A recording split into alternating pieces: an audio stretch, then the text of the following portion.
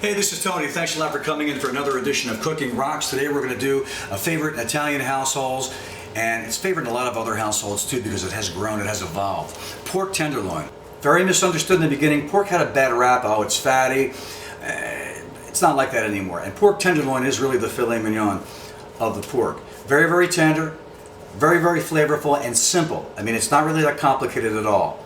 And you can either do it in a conventional oven, or you can do it in one of the new wave ovens that we have over here, which uses infrared as well as convection heat, which will cut the time dramatically. So what we want to do is get started. Now what we're going to do today is we're going to do two versions, an olive oil version and a Worcestershire version. You can just use the soy. If you want it bolder, the Worcestershire, or you can just use the olive oil. Either way, it's going to be great. Now, not really a lot of spices. We're really only talking about, a handful of things. We'll do 1 tablespoon of black pepper, 1 tablespoon of paprika, 1 tablespoon, to your preference, of ground red pepper. If you don't like it as hot, you can back it off a little bit or put more if you really, really like it hot. 2 tablespoons of diced garlic. We'll do about 4 tablespoons of rosemary. Salt to the preference. And then what we're going to do is you're going to use white wine when we deglaze the pan to use whatever was left over from the juice. And then we can make a nice au jus with that. So just hold on to the white wine because we'll get into that later. Normally in a conventional oven, it goes for about an hour and a half at 350 degrees.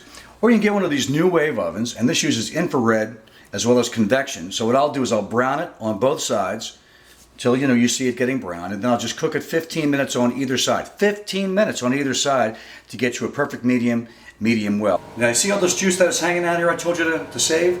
That is going to be combined with a cup of white wine in a saucepan, and you're going to reduce it by half, and that's going to make a banging au jus. We're going to show you what the finished product is when we come back, so stay right here at Cooking Rocks.